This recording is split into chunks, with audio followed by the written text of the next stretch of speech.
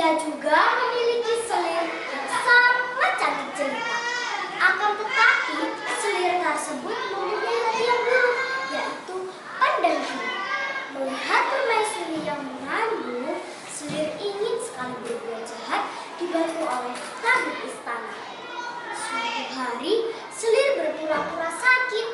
Raja pun memanggil tabib istana.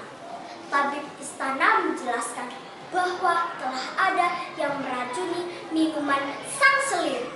Orang itu tak lain dari kerajaan ini, yaitu permaisuri baginda raja.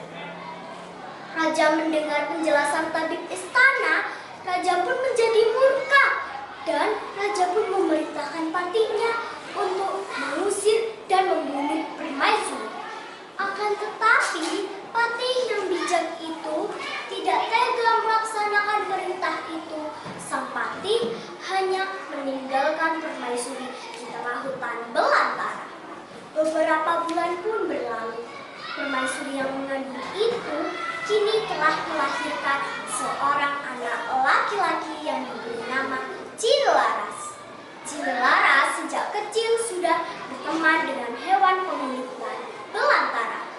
Suatu hari, saat Cinelaras sedang asyik bermain, Cinelaras dihampiri oleh seekor burung rajawali.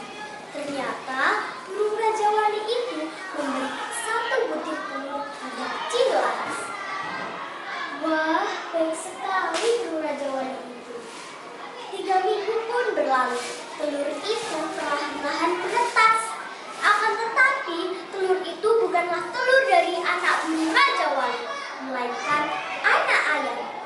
Anak ayam tersebut pun dipelihara oleh Cinelaras dengan penuh kasih sayang, hingga menjadi ayam jantan yang kuat.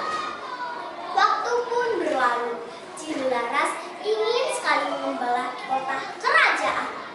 Cinelaras akhirnya meminta izin kepada ibunya. Setelah diizinkan oleh ibunya, Cinelaras pun pergi bersama ayam kesayangannya. Di tengah-tengah perjalanan, Cinelaras dipanggil oleh orang-orang di desa sekitar. Ternyata maksud orang-orang di desa sekitar memanggil Cinelaras adalah untuk mengadu ayam Cinelaras dengan ayam orang-orang di desa tersebut. Ayam Cinelaras pun bersiap untuk menghadapi tantangan tersebut.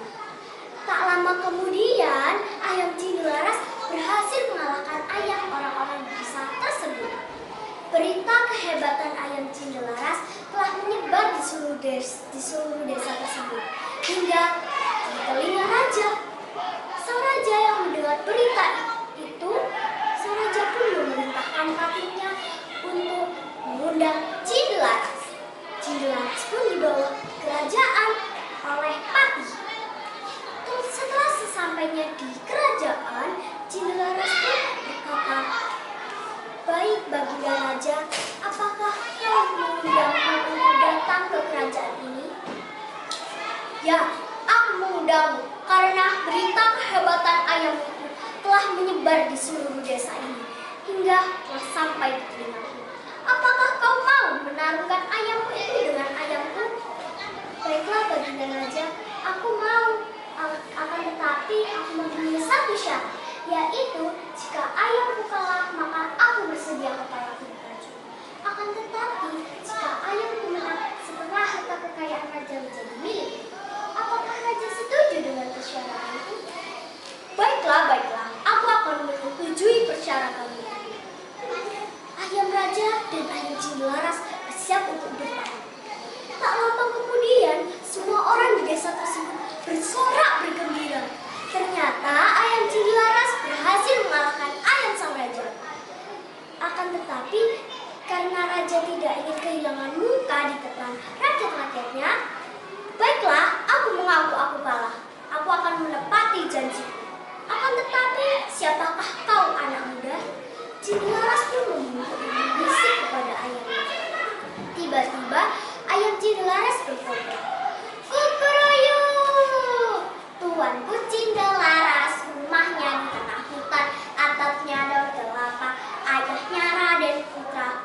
Mendengar itu, semua orang di desa tersebut, termasuk sang raja, menjadi sangat takjub. "Apa kau benar Benar Baginda Raja, hamba adalah putra dari Permaisuri Baginda Raja. Saat itu juga Sang Patih menjelaskan apa yang sebenarnya terjadi. Akhirnya Sang Raja menyesali apa yang telah ia perbuat. Sang Raja pun memerintahkan patihnya untuk menjemput permaisuri yang berada di dalam hutan belantara tersebut bersama Cindellaras. Keluarga Cindellaras pun hidup bahagia di istana. Cindellaras juga menggantikan kedudukan ayahnya menjadi seorang raja yang adil dan bijaksana. Terima kasih sudah menyimak dongeng saya. Dongeng Budale Soko Ati. Semangate koyo geni. Wukir jiwa lan budi pekerti. Salam literasi. Dadah.